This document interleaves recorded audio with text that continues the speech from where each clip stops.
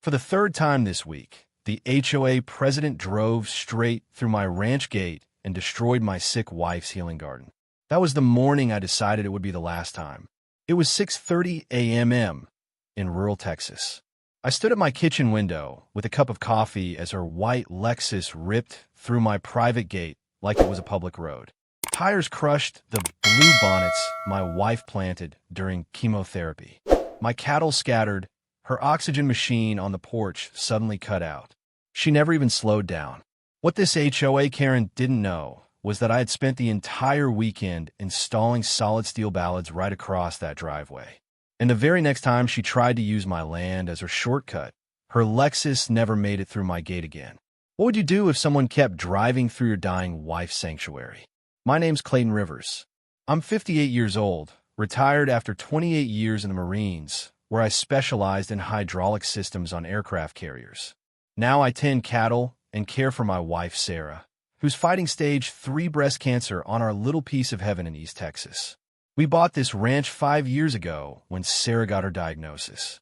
The doctors said stress was her enemy, so we found 200 acres of rolling pasture with a creek running through it. Sarah fell in love with the idea of creating a butterfly sanctuary, native Texas wildflowers that would attract monarchs during their migration.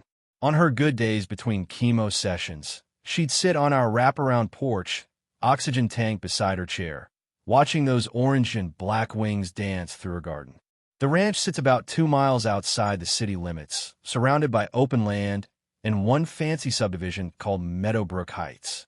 200 homes, all beige stucco with red tile roofs, where the HOA makes sure every mailbox is exactly the same shade of forest green. Our trouble started 3 months ago with Brenda Winchester, 52 years old, pharmaceutical sales manager and the iron-fisted president of the Meadowbrook Heights HOA. This woman drives a white Lexus GX 470 with a blessed vanity plate and enough live, laugh, love bumper stickers to make you nauseous. One morning, I'm checking fence posts when I hear this ATV engine coming across my property. I follow the sound and find Brenda Winchester measuring my gate with a tape measure. She's wearing a navy business suit and high heels, completely out of place on a cattle ranch. "Ma'am, this is private property," I tell her, keeping my voice calm like the Marines taught me. "Could you please use the public access road?" She looks at me like I just asked her to eat dirt. "I've been using this road since before you moved here. There's a historical right-of-way to our water pump station. Deal with it." Now, I've dealt with roadside bombs in Afghanistan and drunk sailors on shore leave, but nothing prepared me for the pure entitlement in this woman's voice. She climbs back on her ATV and roars off toward the subdivision, leaving deep ruts in Sarah's carefully maintained gravel path. The smell of diesel exhaust hung in the air long after she disappeared. I walked back to the house where Sarah was sitting on the porch watching a monarch butterfly that had landed on her honeysuckle vine. "Who was that, honey?" she asked, her voice weak from yesterday's chemo session. "Nobody important," I said, but my hands were already shaking. Not from fear, from barely controlled rage. In the military, we called it seeing red. When someone threatens what you're sworn to protect, every instinct screams to eliminate the threat. But this wasn't Afghanistan. This was Texas, where we settle things legally, usually. Over the next few weeks, Brenda escalated from ATV to SUV, claiming she needed efficiency to check the subdivision's water pump station. Every morning at exactly 7:15, that white Lexus would come tearing through my gate, past my house, through Sarah's garden, kicking up gravel and dust. The cattle learned to scatter when they heard her coming. Thunder. My prize Angus bull jumped a fence section, trying to get away, and gashed his leg on the barbed wire. $800 in veterinary bills and scattered feed later. I was starting to understand this wasn't about water pumps. This was about control, about showing the locals who really runs things around here. Sarah stopped sitting on the porch during her treatments. "I feel like we're living in a fishbowl. Honey," she told me one evening, tears in her eyes as she watched her trampled flowers. That night, I made myself a promise. Sarah's sanctuary was going to stay sacred no matter what it cost me. 3 weeks into Brenda's daily invasions, she decided to up the ante. Every Tuesday became HOA inspection day, where she'd bring the entire board through my gate for what she called community tours. Picture this: 5 vehicles, 12 people, treating my ranch like it's some kind of public park. They'd climb out of their SUVs in their subdivision uniforms, khaki pants, polo shirts, and that special kind of confidence that comes from never being told no in your life. I watched from my kitchen window as Brenda led them around my property with a clipboard, pointing at fence posts and taking measurements like she was planning renovations. The group included the HOA treasurer, a nervous little man who kept glancing at his phone, and the vice president, a woman who wore sunglasses indoors and carried a purse that cost more than my truck payment. This area would be perfect for the community gazebo, I heard Brenda tell them, standing in the middle of Sarah's butterfly garden. She was wearing designer boots that probably cost more than most people's rent, crushing delicate Indian paintbrush under her heels. The tours weren't just disruptive, they were dangerous. 12 people tramping around a working cattle ranch, leaving gates open, making noise, spooking animals that outweigh them by 0.000 pounds. My cattle scattered across all 200 acres, breaking through fence sections and mixing up the herds I'd spent months organizing. Thunder, a prize Angus bull, panicked during one of these inspections and crashed through a corner post trying to escape. The barbed wire caught his left hind leg, opening a gash that required 47 stitches and 3 weeks of antibiotics. Dr. Martinez, our large animal vet, shook his head as he sutured the wound. These animals don't understand tourists, Clayton. Next time might be worse. But the worst part was watching Sarah, my wife, who'd found peace in this place during the hardest fight of her life, started flinching every time she heard car doors slamming in our driveway. Her oncologist noticed the stress affecting her treatment response. Blood pressure up, white cell count down, sleep patterns disrupted. I had to do something, but I needed evidence. So I went shopping. Military training teaches you that intelligence wins wars, not firepower. I spent $800 at the electronics store on 6 trail cameras with motion sensors, the same passive infrared technology we use for perimeter security. Overseas, I positioned them with overlapping coverage zones concealed in fence posts and tree branches, creating a surveillance net that would make the Pentagon proud. The cameras revealed something interesting. Brenda wasn't just bringing HOA members through my property. She was charging them. I caught her on video collecting $50 bills from neighbors who wanted to experience what she advertised on the Meadowbrook Heights Facebook page as authentic Texas ranch tours. Here's a knowledge nugget for you. Trail cameras use passive infrared sensors that detect heat signatures from up to 40 feet away. They're motion-activated, weatherproof, and can run for 6 months on lithium batteries. Same technology the military uses, but you can buy them at any sporting goods store. Translation: you can document trespassing professionally without spending a fortune. But catching Brenda in the act wasn't a deterrent. It was just intelligence gathering. She spotted my cameras on her 3rd tour and actually smiled and waved at them. "Can't stop me from using my road," she called out like she was daring me to try. That evening, I sat at my kitchen table reviewing the footage on my laptop. 47 separate trespassing incidents in 3 weeks, each one time-stamped and GPS tagged. I cross-referenced the dates with HOA meeting minutes that Brenda posted online, looking for patterns. The pattern was chilling. Every ranch tour happened exactly one day before HOA votes on rural property concerns. She was using my land to build political support for whatever scheme she had planned next. I called my Marine buddy Jake, who became a lawyer after his discharge. He reviewed the video footage and whistled low. "Clayton, this is clear criminal trespassing with commercial intent, but proving she's charging for access to your property requires more documentation." "What kind of documentation?" "Financial records, advertising materials, witness statements. Build a case that shows pattern and intent." That night, Sarah found the energy to plant a new section of her butterfly garden, Zinnias and Cosmos, that would bloom in late summer.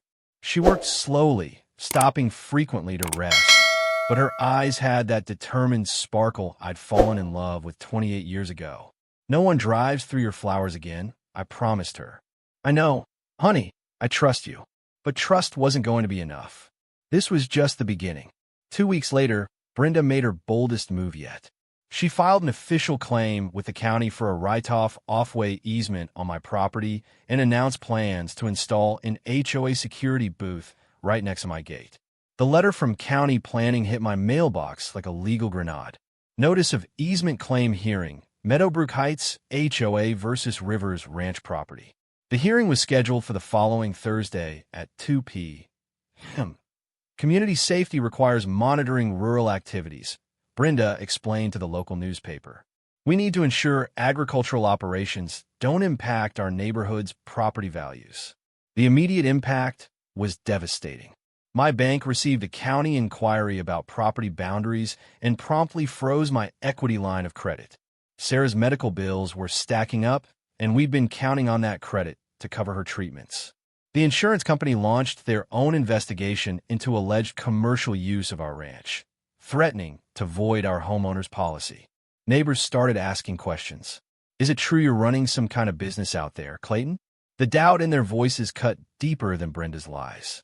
I couldn't sleep that night, lying next to Sarah in our bed, listening to her oxygen concentrator cycling on and off.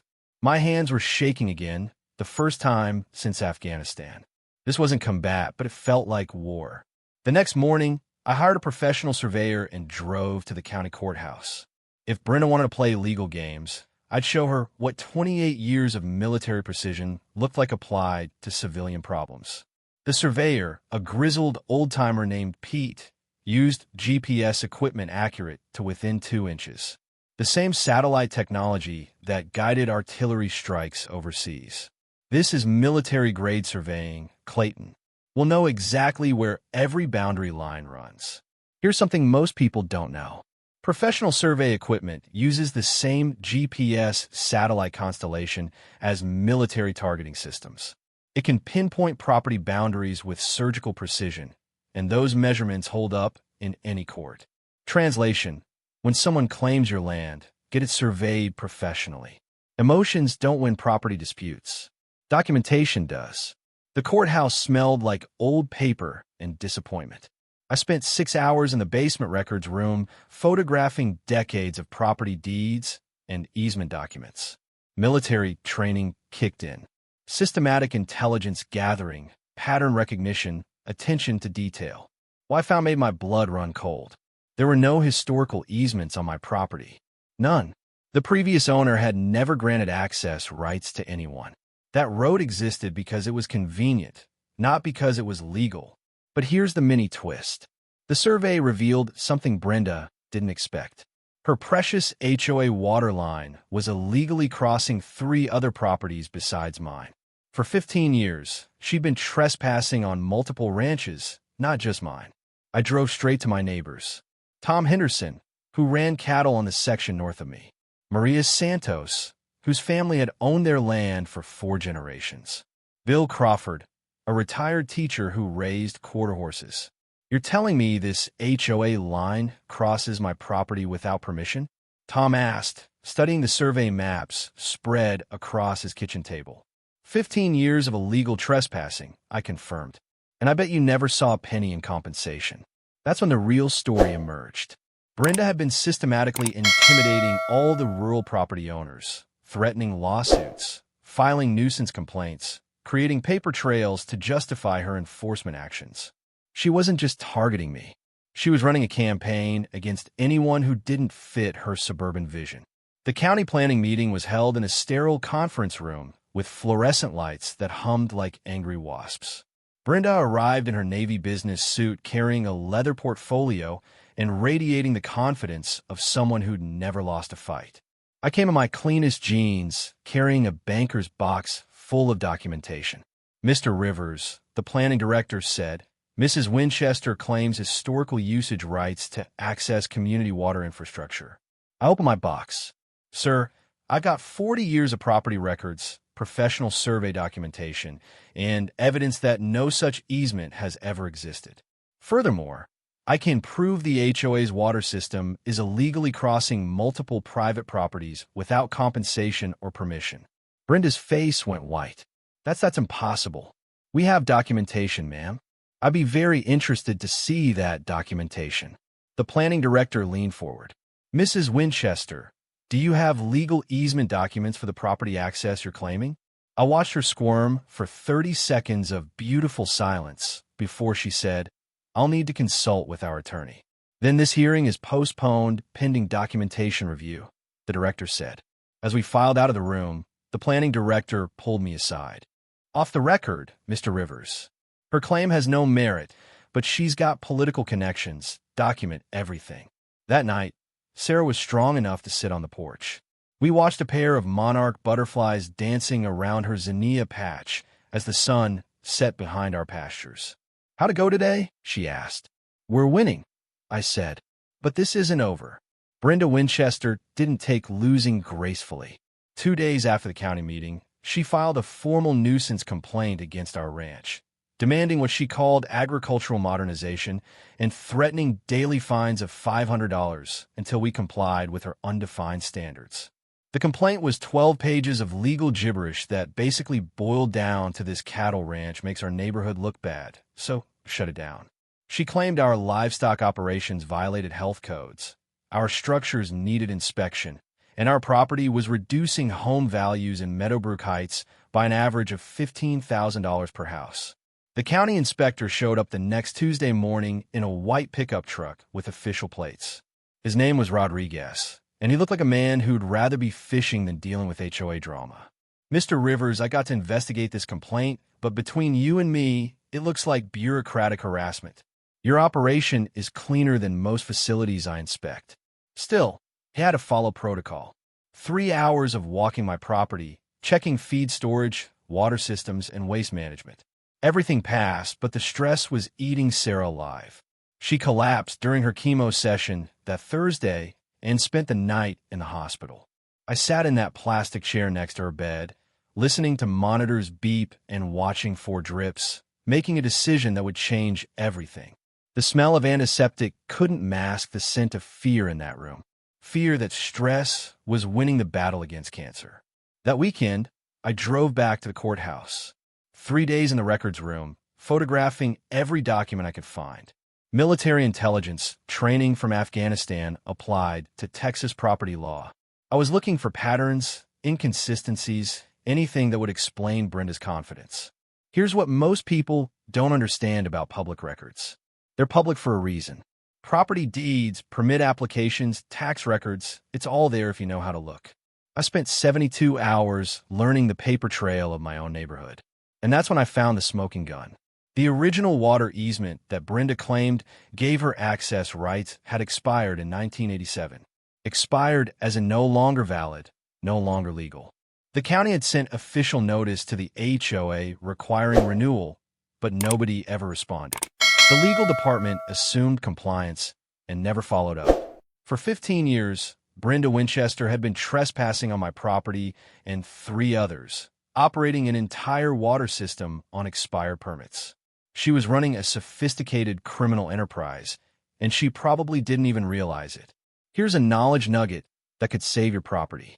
Easements aren't permanent unless specifically written that way. Most utility easements require periodic renewal, and if they expire, the property owner can revoke access. Always check the original documents. Translation: just because someone's been using your land doesn't mean they have the legal right to keep using it. I called my lawyer buddy Jake and read him the findings over the phone. Clayton, this is bigger than trespassing. Document forgery is a federal crime when it involves property rights. If she's been falsifying easement documents, we're talking fraud charges. I spent the next week gathering evidence from my neighbors. Tom Henderson had his own horror stories. Maria Santos showed me threatening letters about agricultural compliance. Bill Crawford had photographs of Brenda's people measuring his horse pastures without permission. The pattern was undeniable. Brenda wasn't just an entitled HOA president. She was systematically targeting rural property owners to force them into compliance or buyouts. This was economic warfare disguised as community development. My trail cameras captured something interesting during this investigation phase. Brenda's husband, a quiet man who worked for the county water department, came to my gate at midnight on a Wednesday. He stood there for 20 minutes studying my fence posts and gate structure, taking measurements with a tape measure. The mini twist came the next morning. I was reviewing the footage when my phone rang. Unknown number, but I answer anyway. Mr. Rivers, this is David Winchester, Brenda's husband. I need to talk to you about what, sir? About documents my wife has been creating. I think you should know what you're really dealing with. We met at a diner in town away from both our neighborhoods. David Winchester looked like a man carrying a heavy burden. He slid a manila folder across the table. These are copies of the original easement documents from 1987. The real ones. What Brenda has been showing the county. Those aren't legitimate. Yow. Inside the folder were photocopies of the actual expired easement, the county's renewal notice, and something that made my coffee taste like ash. Forged documents with signatures, notary stamps, and county seals that had been created sometime in 2005. Why are you showing me this? I asked. Because what she's doing isn't just wrong, it's criminal, and I won't be part of it anymore. That night, Sarah was strong enough to plant bulbs for next spring's flowers. As we worked together in the fading light, I told her what I'd learned. So, she's been lying to everyone for 15 years. What happens now? I looked at those bulbs in the dark soil, thinking about flowers that would bloom long after this war was over. Now we finished this. The criminal conspiracy was even worse than I'd imagined. David Winchester's documents told a story of systematic fraud that went back nearly 2 decades. In 1987, the original water easement across my property and 3 others had expired exactly as scheduled. The county sent certified letters requiring renewal applications, proper compensation, and updated legal agreements. Standard procedure for infrastructure crossing private property. The HOA never responded. Not a single letter, phone call, or filing. From 1988 to 2003, they operated their entire water system illegally, hoping nobody would notice or care. Small-town bureaucracy being what it is, they were right. The legal department assumed compliance, filed the paperwork in some dusty cabinet, and moved on to more pressing issues. Then in 2004, Brenda Winchester became HOA president, smart woman, pharmaceutical sales background, understood how systems worked. She discovered the expired easement problem during a routine audit and realized her entire community was vulnerable to water shutoffs if property owners ever figured out the truth. So, she solved it the criminal way. David Winchester had copies of everything. The forged easement documents backdated to 1985 with signatures from people who'd been dead for years.